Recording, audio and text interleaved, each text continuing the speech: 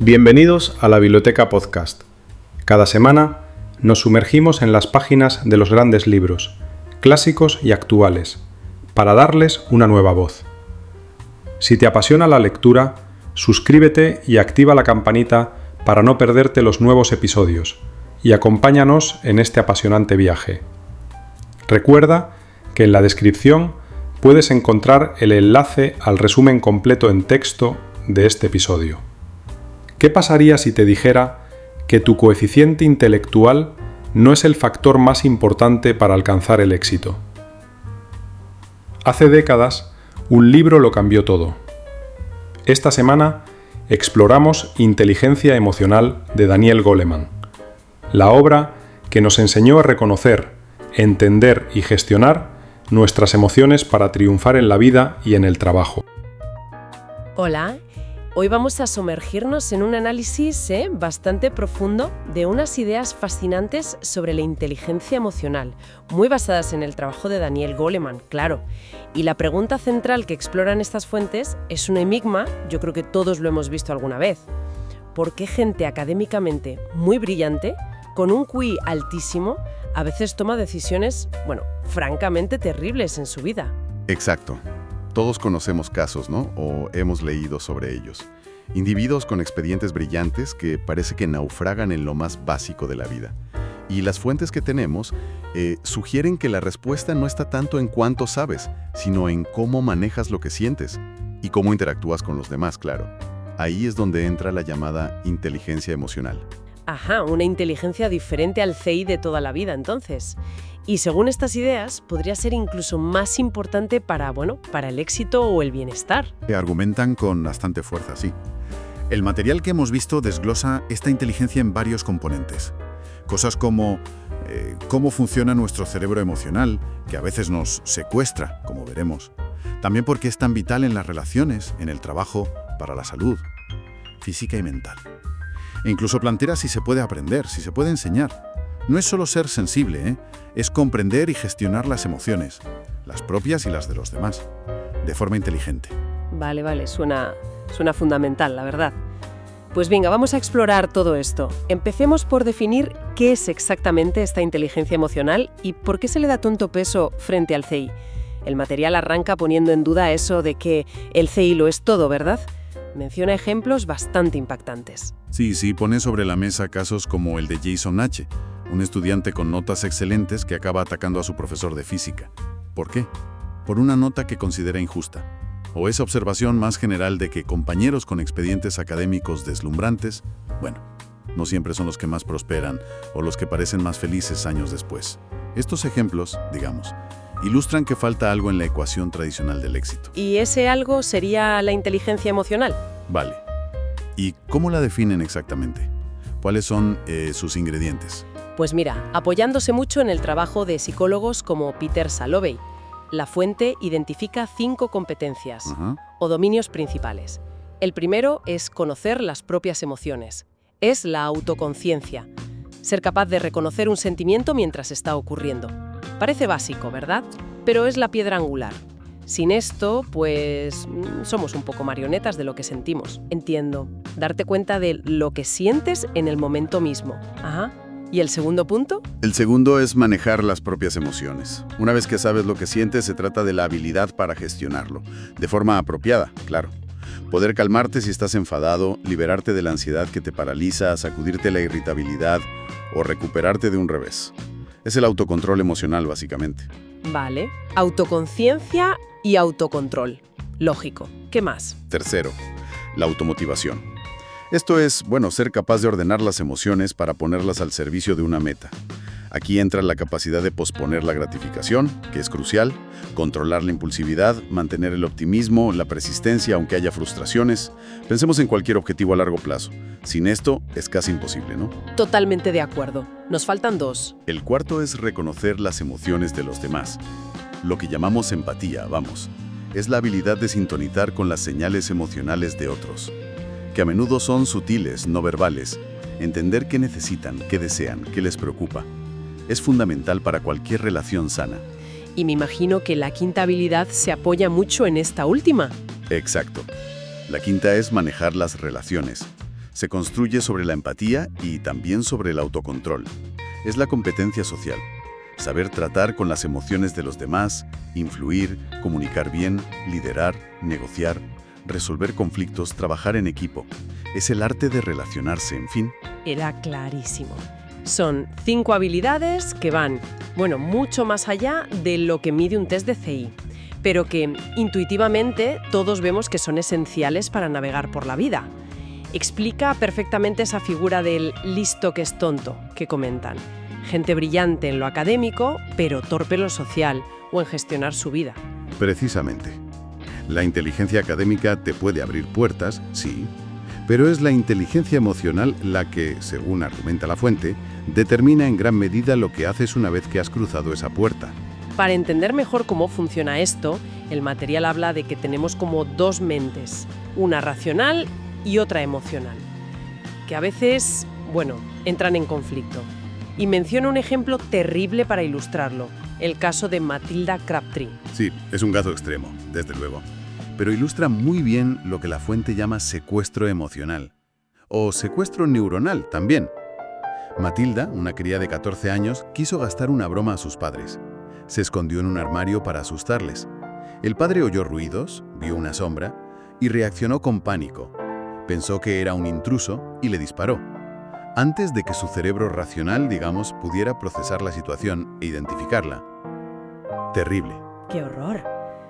¿Y cómo explica la fuente este mecanismo? ¿Qué pasa en el cerebro para que ocurra algo así? Pues se centra mucho en el papel de la amígdala. Es un centro clave del sistema límbico, del cerebro emocional. La amígdala funciona como un centinela emocional. Está todo el tiempo escaneando lo que nos pasa, buscando posibles amenazas. Cuando detecta algo que considera urgente, y ojo, se basa en recuerdos emocionales pasados, a veces de forma muy rápida y no siempre precisa, pues puede tomar el control. Desencadena una respuesta: lucha, huida, bloqueo. Y lo hace antes de que el neocórtex, la sede del pensamiento racional, tenga tiempo de analizarlo todo con detalle y decidir si esa respuesta es la adecuada. ¡Ostras! Es como si la alarma saltara antes de que el vigilante pudiera ver que la ha activado, ¿no? Algo así, sí. La amígdala funciona por asociación. Es rápida y a veces un poco basta, digamos. Una situación actual puede parecerse vagamente a una experiencia pasada con carga emocional. Y ¡pam!, la amígdala reacciona como si fuera lo mismo. Es un sistema heredado, muy útil para sobrevivir en la selva. Pero en la complejidad social de hoy, pues nos puede jugar malas pasadas. Claro, nos lleva a perder los papeles por cosas que luego en frío vemos que no eran para tanto. Ese momento en que la emoción nos desborda totalmente. Y este secuestro solo pasa con emociones como el miedo o la ira. Bueno, se estudia principalmente con capuchetas por el impacto negativo que tienen, claro. Pero el texto señala que no es exclusivo. Un ataque de risa incontrolable, por ejemplo, o una euforia desbordante, también pueden ser manifestaciones de esa preponderancia del sistema límbico. Cita el caso de la esposa del patinador Dan Jansen. Cuando él por fin ganó el oro olímpico después de muchas decepciones, ella sintió una oleada de júbilo tan bestia, tan intensa, que necesitó asistencia médica. O sea que la clave es esa toma de control de la mente emocional sobre la racional. ¿Entendido? Si esta mente emocional tiene ese poder de secuestrarnos, estamos a su merced. ¿O podemos aprender a gestionarla? El material dedica bastante espacio a cómo manejar emociones difíciles. La ira, por ejemplo. Menciona la teoría de Dolph Silmans sobre cómo escala el enfado. Exacto. Silman describe la ira no como algo que aparece de golpe, sino como el resultado de una escalada, una secuencia de provocaciones. Cada pensamiento irritante funciona como un pequeño detonador. Provoca una descarga de catecolaminas, las hormonas del estrés, desde la amígdala, y eso nos pone en alerta fisiológica. Si antes de que esa excitación baje llega otro pensamiento irritante, ¡zas!, la nueva descarga hormonal se suma a la anterior. Es como echar leña al fuego, vamos. Justo. El enfado se construye sobre el enfado previo. La excitación fisiológica va subiendo, hasta un punto en que la capacidad de razonar queda anulada. Y es fácil estallar de forma desproporcionada. Es como un secuestro emocional, pero progresivo. Y frente a esa escalada, ¿qué podemos hacer? ¿Qué estrategia sugiere la fuente para frenarla? Pues la clave, según Zielman y lo que recoge el texto, es intervenir cuanto antes, lo antes posible en esa cadena. Lo primero es darse cuenta, ser consciente de esos pensamientos iniciales que actúan como detonantes, desarrollar esa autoconciencia. Y lo segundo es cuestionar activamente esa primera valoración que te irrita, buscar otras perspectivas, buscar información que quite hierro al asunto. ¿De verdad es para tanto? ¿Hay otra explicación posible? Esto puede desactivar la escalada. Reinterpretar la situación, ¿no? Darle otra vuelta. Eso es. Y también es muy útil un periodo de enfriamiento. Distraerse, cambiar de actividad, porque la excitación fisiológica tarda un tiempo en disiparse. Así que darle tiempo al cuerpo a calmarse es fundamental. Me gusta mucho una cita que incluye del maestro tibetano Chogyam Trungpa. Ni lo reprimas ni te dejes arrastrar por él. Se trata de encontrar una vía intermedia, una vía consciente. Ansiedad, la preocupación crónica. El texto menciona el trabajo de T. de Borkovec, con gente muy aprensiva. Sí, Borkovec estudió a fondo a los preocupados crónicos y encontró algo curioso. Aunque preocuparse es desagradable, parece que tiene una función. Es como ensayar mentalmente posibles amenazas y buscar soluciones. El problema es que en los aprensivos crónicos esto se convierte en un bucle improductivo que se autoalimenta. La preocupación genera ansiedad, sí, pero a la vez el acto mental de preocuparse parece que distrae un poco de las sensaciones físicas incómodas de la propia ansiedad, y eso refuerza el hábito de preocuparse. Es un lío. Vaya, un círculo vicioso total. ¿Y cómo se rompe eso? Pues Borkovec propone varias estrategias. Primero, como siempre, tomar conciencia de los pensamientos preocupantes cuando aparecen.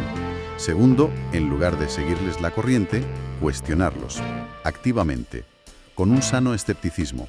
¿Qué pruebas tengo de que esto vaya a pasar? ¿Qué probabilidades reales hay? ¿Hay alternativas menos catastróficas? Tercero, practicar técnicas de relajación para contrarrestar la activación fisiológica. Y cuarto, y muy importante, aprender a cambiar el foco de atención, deliberadamente. Interrumpir la cadena de pensamientos obsesivos. Requiere un esfuerzo consciente, claro, pero parece posible manejar mejor estas emociones tan perturbadoras. Vale, hemos hablado de gestionar nuestras propias emociones, pero una parte crucial de la inteligencia emocional es conectar con los demás. Ahí entra la empatía. El material dice que tiene raíces muy profundas, casi desde que nacemos. Así es. Menciona el fenómeno de los bebés que lloran simplemente al oír llorar a otro bebé.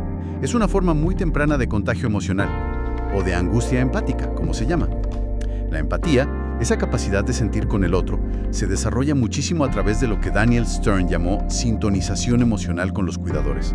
No es solo imitar la cara del bebé, es captar su estado emocional interno y responder de forma que el niño se sienta comprendido, que sienta algo como, vale, sabes cómo me siento. Y esa sintonía temprana, o la falta de ella, puede tener efectos duraderos. Nos marca. Pues, según la fuente, sí. Esa experiencia de sentirse comprendido, conectado emocionalmente en la infancia, sienta las bases de nuestras expectativas en las relaciones futuras y de nuestra propia capacidad para ser empáticos. ¿Y qué pasa cuando esa capacidad falla? El texto habla de la alexitimia, personas que parecen incapaces de identificar o expresar sus emociones y, por tanto, de reconocerlas de los demás. Pone el ejemplo de Gary, un cirujano brillante técnicamente, pero emocionalmente desconectado. La alexitimia ilustra muy bien esa desconexión, sí. Y en casos más extremos, la falta de empatía es una característica que se observa en personas que cometen delitos graves, maltratadores, violadores. Les permite, como señala el texto, desconectar del sufrimiento que causan, justificar sus actos sin sentir el dolor ajeno. Es una incapacidad tremenda para ponerse en la piel del otro. ¡Qué fuerte! Y sobre la base de la empatía, mencionabas antes las habilidades sociales. ¿Sería el siguiente paso? Correcto. Si la empatía es entender a los demás, las habilidades sociales son el arte de interactuar eficazmente con ellos, manejando bien esas interacciones. Y van desde saber iniciar una conversación o escuchar activamente, hasta persuadir, influir, negociar, resolver conflictos, colaborar en equipo, liderar. Son la inteligencia emocional en acción, digamos, en el terreno social. Me viene ahora a la mente la historia alucinante del maestro de Aikido en el metro de Tokio que relata el texto. Es un ejemplo increíble de habilidad social, ¿no? Totalmente. Es genial esa historia. Se encuentra con un trabajador enorme, borracho, agresivo, aterrorizando al vagón entero. Y él, en lugar de prepararse para la pelea física, que era su especialidad, opta por una vía inesperada. Empieza a hablarle de forma amable. Le pregunta por qué está tan enfadado, muestra interés genuino por sus problemas. Conecta con su humanidad, que está oculta tras la ira. ¿Y funciona? ¿Así sin más? Sorprendentemente sí. El hombre se calma. Empieza a contarle sus penas, sus problemas, y la situación se disuelve, pacíficamente. Es una demostración magistral de cómo la empatía y la habilidad para manejar las emociones ajenas pueden ser más poderosas que la fuerza bruta. Eso es maestría social pura y dura. Impresionante, la verdad. Todo esto nos lleva a una pregunta clave, claro. ¿Estas habilidades vienen de fábrica? ¿Nacemos con ellas? ¿O se pueden desarrollar? El material aborda el tema del temperamento. Cita la investigación de Jerome Kagan con niños muy tímidos frente a otros muy extrovertidos, desde bebés. ¿Nacemos ya con una predisposición marcada? Pues la investigación de Kanner y otros sí sugiere que hay una base biológica, genética incluso, para el temperamento. Kagan, por ejemplo, encontró diferencias en la reactividad de la amígdala. Los niños tímidos la tenían más reactiva que los desinhibidos. También hay patrones de actividad cerebral diferentes, en los lóbulos prefrontales, por ejemplo. Así que sí parece que hay una predisposición innata. Nacemos con ciertas tendencias. Entonces, ¿estamos ya condicionados por ese temperamento inicial? Quiero decir, ¿el tímido será siempre tímido? Pero aquí viene lo interesante. Y lo esperanzador, que destaca mucho la fuente. No es un destino inmutable. El cerebro, sobre todo en la infancia y la adolescencia, es tremendamente plástico. Las experiencias que vivimos moldean constantemente nuestras conexiones neuronales. El propio Kagan observó que muchos niños que empezaban siendo muy tímidos, muy inhibidos, lograban superar esa tendencia. ¿Cómo? Si sus padres, en lugar de sobreprotegerlos, les animaban y les ayudaron a enfrentarse gradualmente a situaciones nuevas, a situaciones socialmente desafiantes. O sea que se puede aprender a modular esa respuesta innata. Eso cambia mucho las cosas. Exacto. El aprendizaje emocional es posible. Las experiencias pueden, literalmente, reeducar al cerebro emocional. Y esto nos lleva directamente a la idea de la alfabetización emocional. Que se refiere a enseñar estas habilidades de forma intencionada, ¿no? Como en el cole. Precisamente. El texto defiende con mucha vehemencia que, ya que estas competencias son tan cruciales para la vida, no deberíamos dejarlas al azar. Deberían enseñarse formalmente, igual que se enseña a leer o escribir o matemáticas. Menciona programas concretos que se han implementado en escuelas, como Self-Science o PATHS, que son las siglas de Promoting Alternative Thinking Strategies. ¿Y qué tipo de cosas se enseñan en esos programas? ¿Puedes darnos algún ejemplo? Pues enseñan a los niños y adolescentes a identificar sus propios sentimientos y los de los demás, a expresar emociones de forma adecuada, a controlar impulsos, a resolver conflictos pacíficamente, a ser empáticos. Usan ejercicios muy prácticos, como el semáforo emocional que comentabas antes. Luz roja, parar, calmarse, pensar antes de actuar. Luz amarilla, pensar en soluciones y sus consecuencias. Luz verde, poner en práctica la mejor solución. O aprender a leer expresiones faciales, practicar la escucha activa, cosas así. Entiendo. Herramientas concretas para desarrollar esas 5 competencias de las que hablábamos al principio. Muy práctico. Sí. Y la idea es que esta formación puede actuar como una especie de vacuna psicológica, protegiendo contra problemas como la violencia, el acoso escolar, el abuso de sustancias, la depresión, los trastornos alimentarios. Y las etapas de infancia y adolescencia son ventanas de oportunidad clave, por la alta plasticidad cerebral de esas edades. Es el momento ideal para aprender esto. Es fascinante ver cómo todo se conecta, ¿verdad? La biología del cerebro, las experiencias que tenemos de pequeños, la posibilidad de aprender y cambiar. Este análisis nos deja muy claro que la inteligencia emocional no es un añadido, algo opcional. Es central para casi todo. Decisiones, relaciones, bienestar, incluso nuestro rendimiento en el trabajo y nuestra salud. Totalmente. Y subraya esa danza constante entre nuestra mente racional y nuestra mente emocional.